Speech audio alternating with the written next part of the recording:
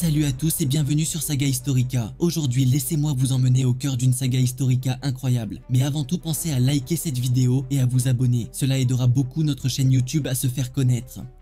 Bien avant César, une autre invasion gauloise faillit rayer Rome de la carte, plongée dans l'histoire méconnue du sac de -390 avant Jésus-Christ. Les Gaulois ont mis Rome à genoux, c'est un fait, mais derrière ce choc des civilisations, il y a des zones d'ombre, des incohérences, et une histoire qui a été façonnée par les Romains. Essayons d'y voir plus clair sur cette défaite amère, qui fut un véritable traumatisme pour les Romains.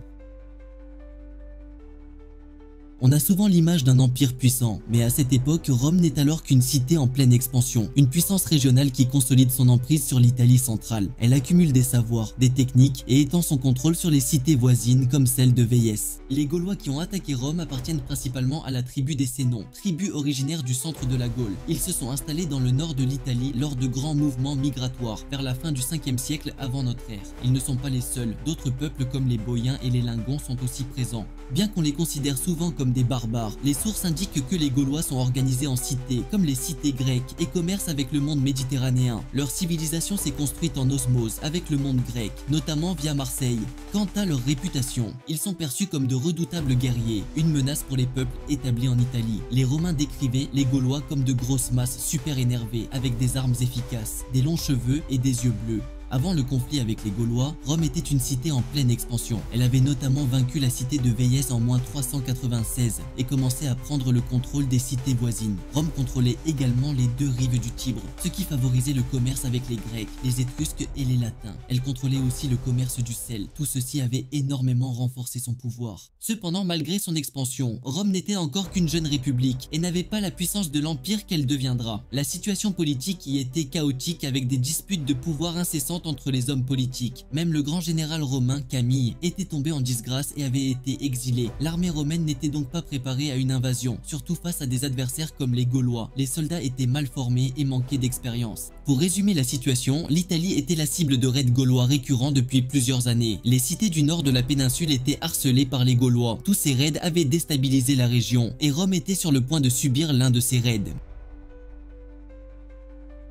Au IVe siècle avant Jésus-Christ, les Gaulois, en quête de nouvelles terres et de richesses, entrèrent en conflit avec la ville étrusque de Clusium. Parmi eux, il y avait la tribu des Sénons, qui menée par leur chef Brennus, avait amorcé une migration vers le sud depuis leur territoire d'origine. Après s'être installés dans le nord de l'Italie, ils poursuivirent leur expansion vers le centre de la péninsule. En -391, les Gaulois qui poursuivaient leur expansion vers le centre de la péninsule attaquèrent la cité étrusque de Clusium, exigeant une part de son territoire pour y établir leur peuple. Incapables de résister seuls à cette menace, les habitants de Clusium sollicitèrent l'aide de Rome. En réponse, la République romaine envoya une ambassade composée de 3 frères issus de la prestigieuse famille des Fabia afin de négocier avec les Gaulois. Cependant, ces diplomates romains abandonnèrent leur mission d'arbitrage et prirent fait et cause pour Clusium. On raconte même qu'ils participèrent à une embuscade contre les Gaulois, durant laquelle l'un d'eux tua un chef gaulois. Cette trahison provoqua la colère de Brennus, qui exigea des réparations de la part de Rome. Face au refus du Sénat romain de reconnaître la responsabilité de ses ambassadeurs, Brennus décida de riposter en dirigeant son armée contre la République romaine. Ainsi, l'affaire de Clusium, qui aurait pu rester comme un simple conflit local, se transforma en une guerre entre les Gaulois et Rome. L'intervention maladroite et partiale des ambassadeurs romains fut l'élément déclencheur d'un enchaînement d'événements qui aboutirent au sac de Rome par les troupes de Brennus.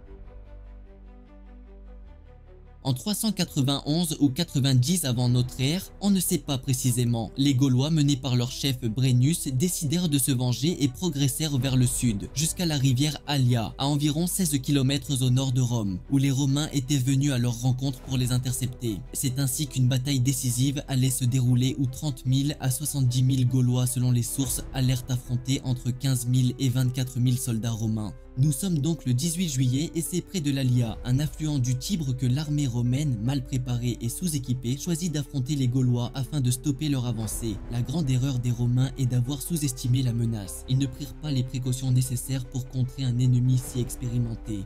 L'armée romaine fit le choix de tactiques classiques qui se révélèrent très inefficaces face aux stratégies de combat gauloises. Les Gaulois, quant à eux plus aguerris, adoptèrent une formation de combat plus fluide et dynamique, déstabilisant ainsi rapidement les rangs romains. La bataille se déroula donc selon des stratégies distinctes, propres à chaque camp. Les Romains, dirigés par Quintus Sulpicius, fidèles à leur tactique traditionnelle, organisèrent leurs forces en phalange, exploitant ainsi le terrain à leur avantage. Ils positionnèrent leurs soldats les plus aguerris sur le flanc droit afin de renforcer leur ligne de défense.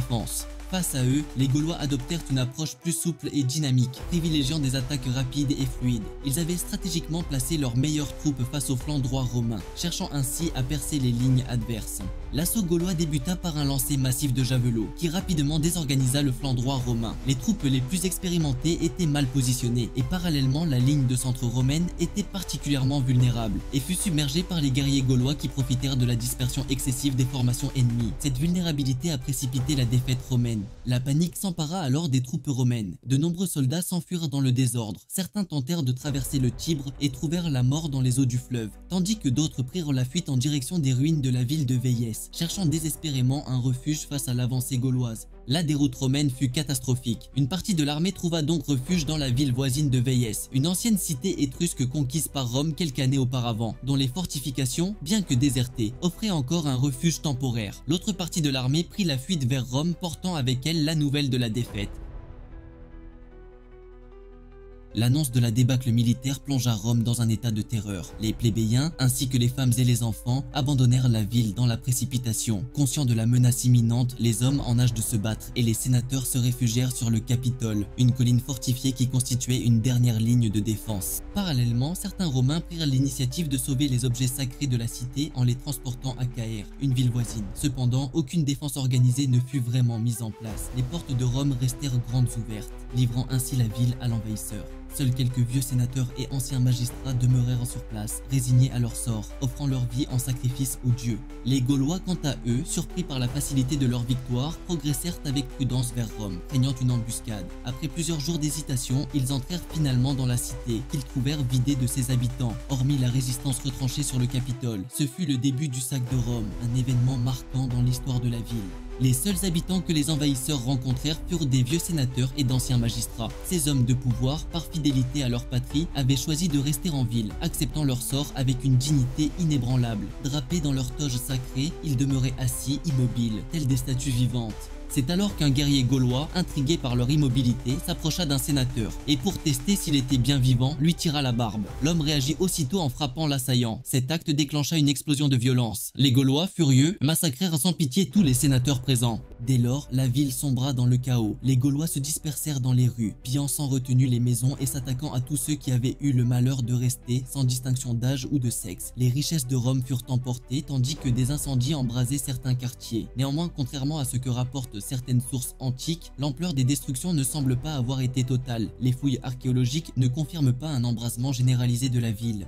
Ce fut un temps de terreur, marqué par une violence inouïe. Rome sans défense subit la fureur de ses vainqueurs, impuissante face à la brutalité du sort qui lui était réservé.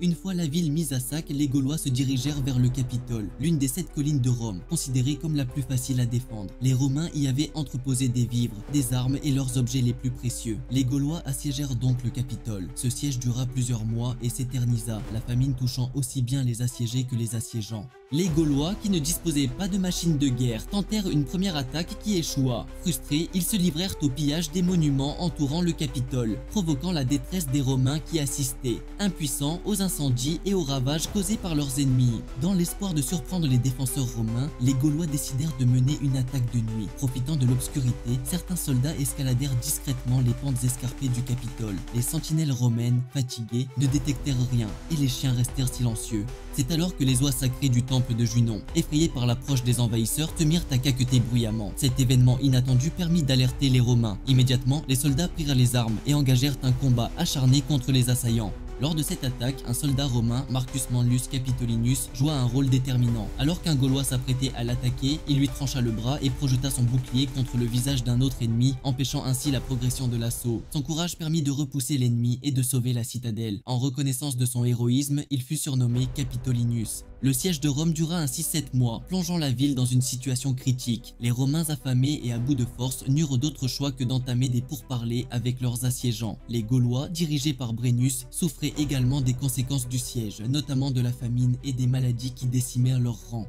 Finalement, un accord fut trouvé. En échange de la levée du siège, Rome s'engagea à verser une rançon de 1000 livres d'or, soit environ 330 kilos, une somme colossale qui obligea les Romains à se départir de leurs richesses personnelles. Les femmes romaines durent même céder leurs bijoux pour réunir la somme demandée. Mais lors du paiement de la rançon, un incident éclata entre les deux camps. Les Romains accusèrent les Gaulois de manipuler la balance en utilisant des poids truqués, augmentant ainsi le poids de l'or exigé. Face à ces protestations, Brennus, excédé, ajouta son épée sur le plateau de la balance et prononça la célèbre phrase « Vae victis », signifiant « malheur aux vaincus ». Par cette déclaration, il rappelait que le vainqueur imposait ses conditions aux vaincus, sans possibilité de contestation. Une fois la rançon payée, les Gaulois quittèrent Rome. Toutefois, les circonstances exactes de leur départ restent sujettes à débat parmi les historiens. Selon certaines sources, une épidémie sévissant dans le camp gaulois aurait contraint Brennus et ses hommes à battre en retraite. D'autres récits affirment que le général Camille, rappelé d'exil, parvint à rassembler une armée et infligea une défaite aux Gaulois, récupérant une partie de l'or. Une autre version encore suggère que les Gaulois partirent avec leur butin et que Rome ne récupéra l'or que bien plus tard. Le sac de Rome par les Gaulois a marqué un véritable tournant dans l'histoire romaine. Cet événement dramatique a laissé une empreinte profonde dans la mémoire collective. Il a influencé durablement la politique, l'armée et la culture de la cité. Après cette épreuve, Rome s'est reconstruite. La peur des Gaulois a persisté, poussant les Romains à renforcer leur armée et à repenser leur stratégie militaire. Cet épisode a donc été un moment décisif dans l'évolution de Rome. Mais il est important de garder un regard critique sur les récits qui nous sont parvenus. Il est difficile de connaître tous les détails avec certitude. Les sources anciennes, souvent teintées de propagande, offrent des versions parfois exagérées ou contradictoires. C'est pourquoi il faut explorer différents points de vue pour mieux comprendre cet événement et éviter de prendre l'histoire au pied de la lettre. Si vous avez aimé cette vidéo, pensez à liker, commenter, partager et à vous abonner. Dites-nous en commentaire ce que vous pensez de cette histoire. Mythe ou réalité? Selon vous, les Romains ont-ils réussi à récupérer leur trésor? Merci de votre soutien et à très bientôt pour une nouvelle saga Historica.